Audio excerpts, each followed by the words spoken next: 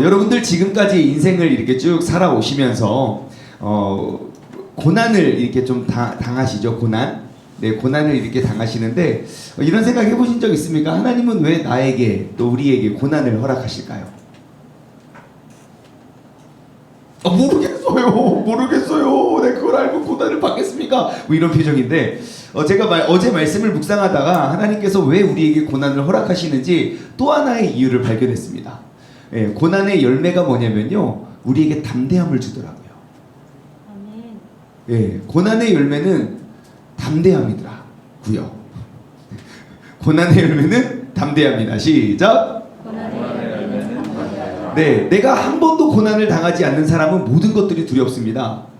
근데 모든 고난을 당한 사람은요, 어떠한 상황에도 두려워하거나 이렇게 뭐 불안해하지 않습니다. 분명히 사도 바울, 갈라디아서를 기록한 사도 바울이 내가 해외 선교를 다니지 않았더라면, 예, 그는 우리가 말하는 그런 고난을 많이 피해갔겠죠. 예, 엄청나게 많은 고난들을 피해갔겠죠. 하지만 모든 상황들에 대해서 두려움이 있을 거예요. 하지만 남들이 당하지도 않고 겪지도 않았던 고난을 다 당했던 사도 바울은 어떠한 상황 속에서도 그는 담대하게 그 모든 상황을 이겨냈음을 우리는 발견할 수 있습니다. 자, 그러면 이러한 질문을 드리고 싶어요. 여러분 지금까지 인생을 살면서 크고 작은 고난들을 쭉 당하셨을 건데 한번 생각해 보세요. 내가 지금까지 살면서 당한 고난 중에 다시 한번 당하고 싶은 고난이 있습니까? 이 고난은 내가 다시 당해도 괜찮을 것 같아요. 이 정도 고난은 뭐 내가 이렇게 받아도 될 것 같아요 하는 고난이 있다. 없지요. 예, 아무리 크든 아무리 작든 한 번이면 족하지. 예, 두 번은 당하기가 쉽지 않다. 예, 지나고 보면 뭐 작은 고난이고 뭐 지나고 보면 별일 아닐 수도 있지만 그럼에도 불구하고 고난은 한 번이면 족한 것 같습니다. 우리가 인간이라면, 사람이라면 누구도 고난 당함을, 그리고 한 번 당했던 고난을 다시 당함을 원하지는 않을 것입니다. 그런데 오늘 본문 말씀 19절 말씀 보면 이게 참 이렇게 이해가 잘 되지 않는 그런 말을 사도 바울이 합니다. 나의 자녀들아, 너희 속에 그리스도의 형상을 이루기까지 다시 너희를 위하여 해산하는 수고를 하노니. 그래요. 자, 나의 자녀들아, 너희 속에 그리스도의 형상을 이루기까지. 자, 지금 갈라디아 지역에 있는 성도들, 그러니까 1차 전도 여행을 다니면서 만났던 사람들이에요. 자, 그들과의 교제가 길지도 않았어요. 그들과의 만남이 막 이렇게 아름답고 저기 하지 않았어요. 왜냐하면 1차 전도 여행 그 코스를 여러분 쭉 따라가 보시면 정말 사도 바울은요, 유대인들에 의한 박해와 또 이방인들에 대한 박해를 계속 받아서 계속 도망 다녔거든요. 그래서 내가 가만히 있으면 당하지 않아도 될 고난을 괜히 전도여행하면서 오만 고난을 다 당했거든요. 그리고 그들과의 짧은 만남을 통해서 사도 바울이 기대하는 건 무엇입니까? 너희 속에 그리스도의 형상을 이루기까지. 자, 사도 바울을 통해서 예수님을 접한 이방인들이 그들 안에 그리스도의 형상을 이루기까지. 사도 바울은 뭘 한대요? 다시 너희를 위하여 해산하는 수고를 내가 한다 그래요. 어떻게 여러분 이렇게 전도해 보면 그 사람이 예수님의 형상을 닮은 사람들이 쉽게 되죠?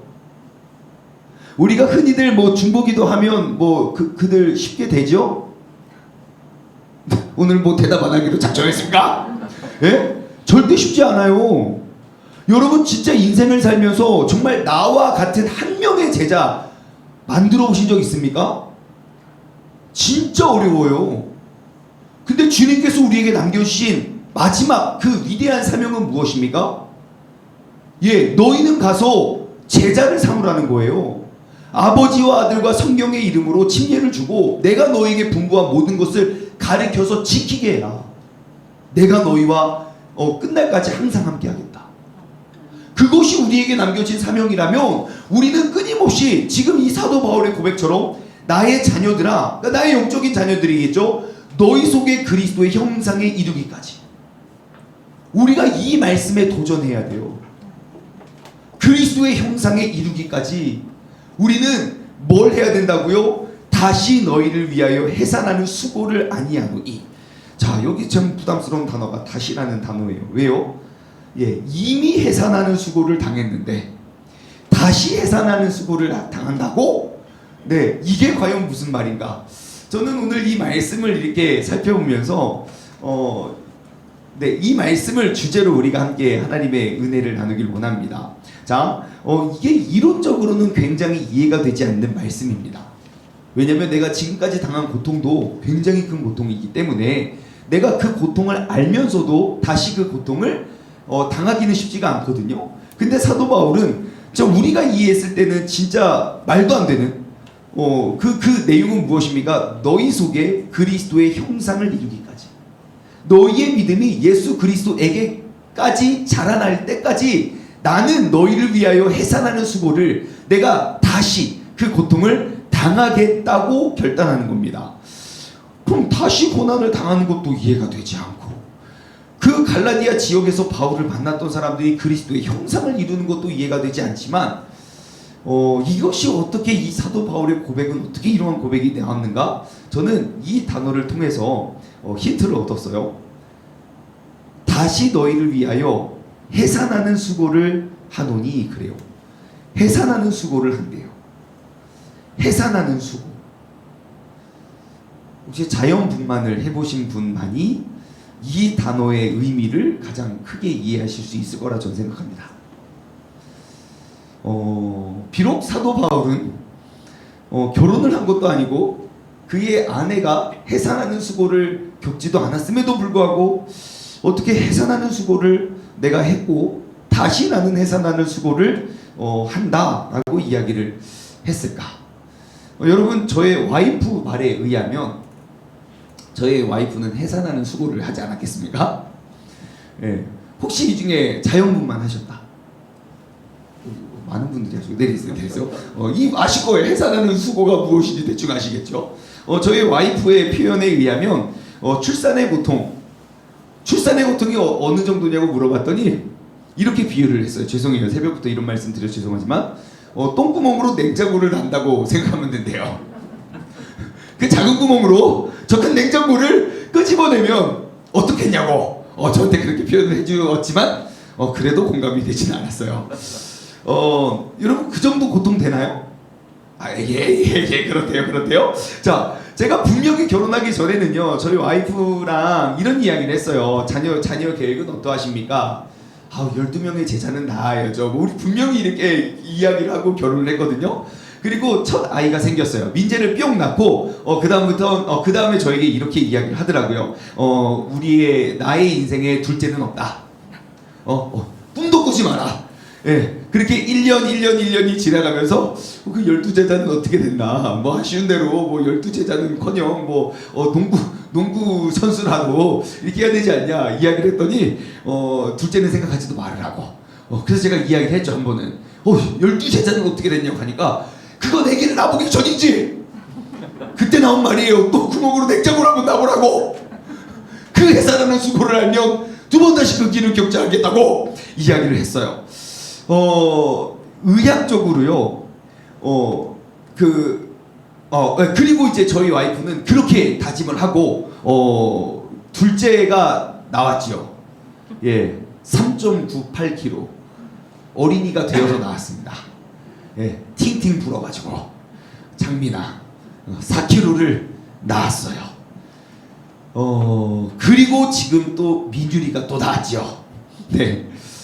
그러면 어떻게 그 해산하는 고통이 그렇게 큰데 왜 둘째가 나왔고 왜 셋째가 나왔을까요?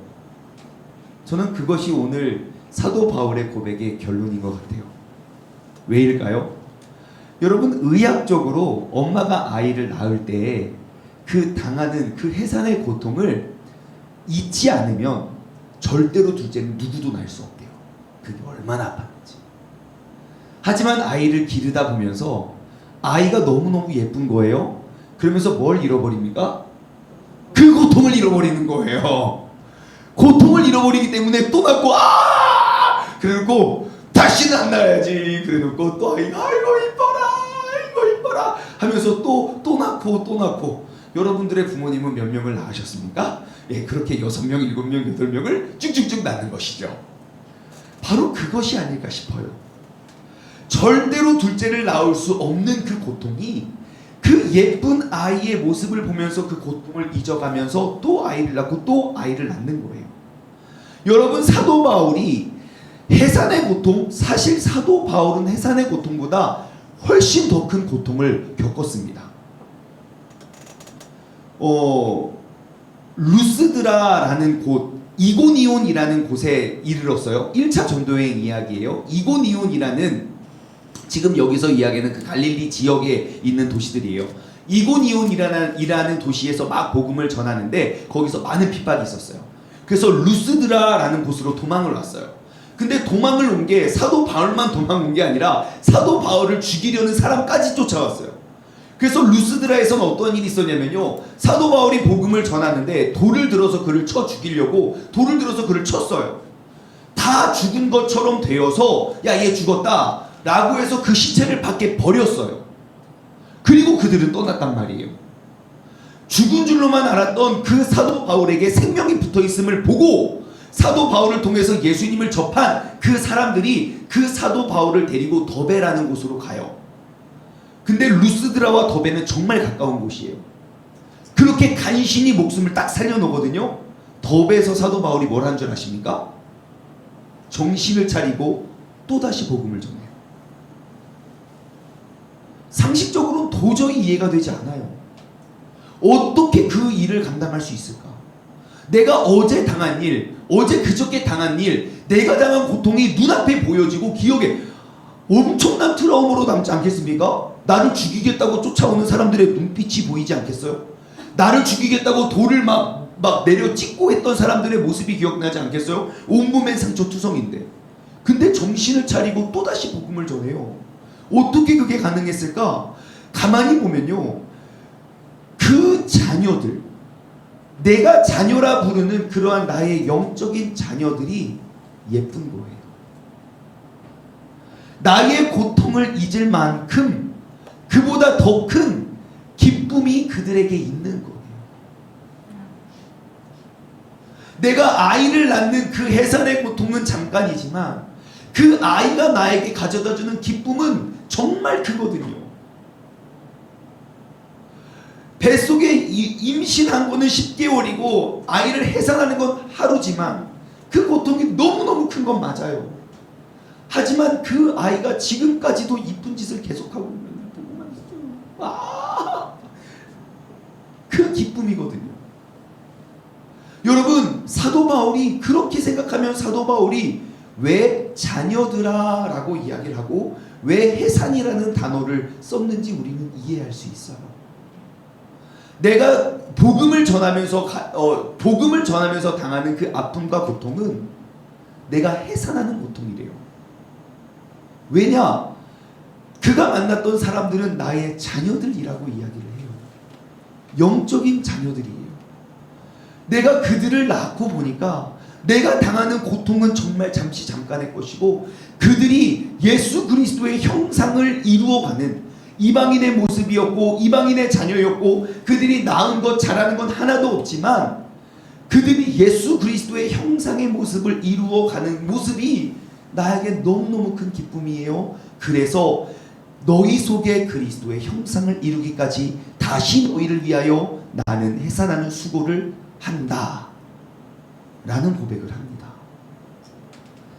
여러분, 우리가 사도 바울의 고백과 같이 내가 해산하는 수고를 다시 감당할 수 있는 믿음의 사람 되기를 소망합니다.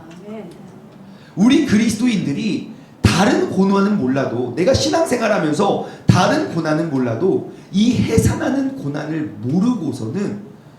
몰라서는 안 됩니다. 다른 고통은 피해가도 괜찮아요. 하지만 내가 영적인 자녀를 낳는 이 해산하는 고통을 우리가 피해가서는 안 돼요. 그것이 주님께서 내게 남겨주신 우리 모두에게 남겨주신 아주 위대한 사명이기 때문입니다. 저는 요즘에요 우리 세종중문교회의 그러한 자녀들의 영적인 성장을 이렇게 눈으로 보게 돼요. 여러분들도 느끼시고 여러분들도 보겠지만 제가 요즘에 되게 기뻐요. 너무너무 기뻐요. 저를 가장 기쁘게 해주는 사람들이 정말 많지만 그 중에서 요즘에 제일 저를 기쁘게 하는 사람들이 누구냐면요, 우리 아이들이에요. 너무너무 힘들어서 지금 졸음을 이기지 못하시고 아이고 눈을 떴어요. 우리 대경이 오늘, 대경이 아마 분명히 또 내일 와가지고 저 어제 보고 싶었어요. 우리 대경이, 우리 중현이가 벌써 여러분 고3이 된 거 아십니까? 중현아, 너 중3 때부터 새벽예배 봉사했니? 지금 무아지경에 빠지셨어요. 지금 저 세상에 가 계세요. 얼마나 대견합니까? 중현아, 너 중3 때부터 봉사했니?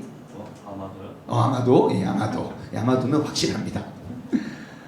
아이들이요, 진짜 제가 얼마 전에도 말씀드렸지만 지금 세종중문교회가 가지고 있는 여러 가지 힘 중에 가장 강력한 힘은 우리 아이들이라고 저는 생각을 해요.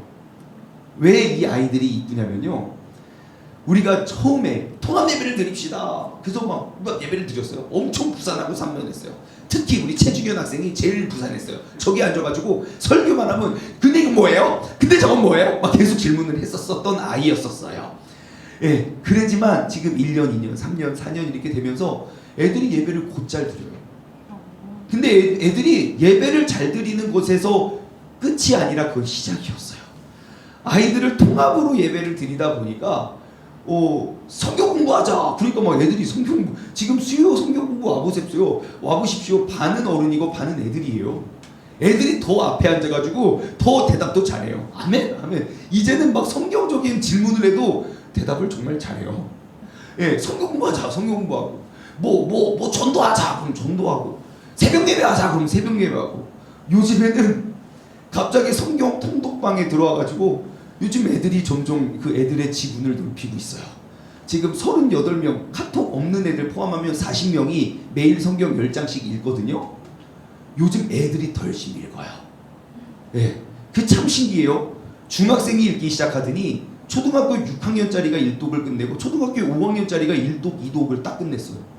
그러니까 초등학교 3학년짜리가 도전하기 시작했어요. 우리 하민이, 하윤이 3일 연속 열심히 읽고 있어요. 그걸로 우리 민재를 자극해서 어제도 밤 11시 40분에 다 읽었다고, 지금 민재 어디 가 있는데 11시 40분에 다 읽었다고 저한테 문자 왔어요. 그래서 올렸죠. 얘네들을 데리고 뭔들 못하겠습니까? 그죠? 여러분, 우리가 영적인 가르침을 주면요, 그 아이들, 우리의 영적인 자녀들이 그리스도의 형상을 이루기까지 자라납니다. 여러분, 오늘 이 갈라디아서 4장 19절 말씀이 우리의 삶에 정말 큰 도전이 되길 소망합니다.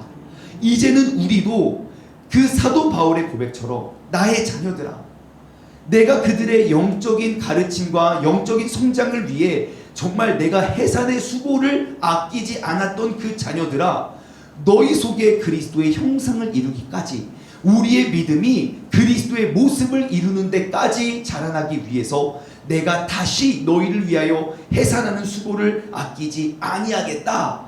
이 고백을 할 수 있는 믿음의 자녀들 되기를 주님의 이름으로 간절히 소망합니다. 제가 이제 갈라디아서 4장에 이르렀어요. 이제 이번 주 한 주 동안 이제 갈라디아서 6장까지 우리가 나눠볼 터인데, 갈라디아서는 어떠한 책인가? 이 전체적인 큰 그림을 보면 딱 하나, 오직 예수 그리스도를 믿는 믿음으로 말미암아 우리가 구원을 얻을 수 있습니다. 이것을 네 글자로 신학적인 용어로 이신칭의 혹은 이신득의라고 이야기하거든요. 그 이신칭의에 대한 교리를 명확하게 입력해주고, 그리고 거기서 멈추지 않고 갈라디아서는요, 너희가 이신칭의를 얻은 사람이라면 앞으로 어떻게 자라나야 하는지에 대해서 가르쳐주고 있어요.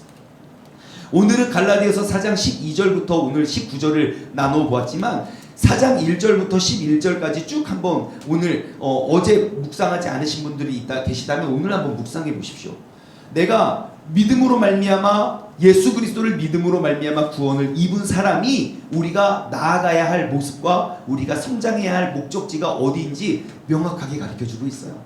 우리가 여전히 어린 아이 때 아이처럼 살지 말고, 예전에 내가 믿음이 없을 때의 그 죄의 노예로 된 것처럼 그 자리에 머물러 있지 말고 이제는 성장하고 나아가라. 더 이상 내가 너희를 위하여 수고한 것이 내가 헛될까 내가 두려워서 너희들을 책망한다. 여러분, 우리의 믿음이요, 정말 내가 구원에 이르는 예수 그리스도로 말미암아 구원에 이르는 사람이 된다면 나의 믿음이 여전히 거기서 머물러 있고 여전히 모든 것들이 두려워하는 사람이 되어서는 안 됩니다. 이제는 내가 어린아이와 같지 않아 어른이 되어 어른이 된다는 건 무엇입니까? 또 다른 어린 아이와 같은 영적인 자녀를 우리가 길러내야 돼요. 그 영적인 자녀를 기르기 위해서 내가 해산하는 수고를 아끼지 말아야 된다는 것입니다. 여러분, 우리가 이 말씀에 도전이 되지 않으면 우리는 10년, 100년, 200년 신앙생활에도 우리는 결단코 주님께서 내게 맡겨주신 사명을 감당할 수 없게 됩니다. 이제 우리가 이 말씀을 다시 한번 마음에 새겨 우리가 19절을 함께 읽고 우리가 말씀을 맺도록 하겠습니다. 시작! 나의 자녀들아 너희 속에 그리스도의 형상을 이루기까지 다시 너희를 위하여 해산하는 수고를 하노니. 제가 20절 읽어드릴게요. 내가 이제라도 너희와 함께 있어 내 언성을 높이려 함은 너희에 대하여 의욕이 있기 때문이다. 기도하겠습니다. 하나님 아버지 감사합니다. 우리 모든 사람들은 우리가 고난에 대한 두려움이 있습니다. 그래서 어떻게 하면 지금 내가 겪고 있는 이 고난을 없애기 위해서 주님께 기도를 하고, 어떻게 하면 나에게는 이러한 고난이 오지 않기를 위해서 우리가 기도를 하지만, 사도 바울은 기꺼이 내가 당했던 그 극심한 고난을 또다시 당하겠다고 다짐하고 나아가는 모습을 발견합니다. 그렇게 고난에 대한 두려움이 없을 수 있던 이유는 그에게 그에게 주어진 고난이 그를 더욱더 담대하게 만들었기 때문이고, 그가 당하는 고난보다 비교할 수 없을 만큼의 기쁨을 그의 영적인 자녀들이 가져다 주었기 때문입니다. 아버지 하나님, 우리가 오늘 이 갈라디아서 4장 19절의 말씀으로 우리가 다시 한번 나의 영적인 자녀를 위해 해산의 고통을 향해 나아가고 도전할 수 있는 믿음의 사람 되기를 소망합니다.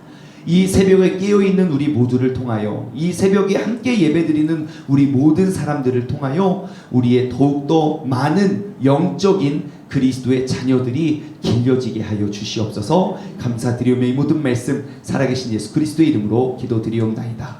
아멘.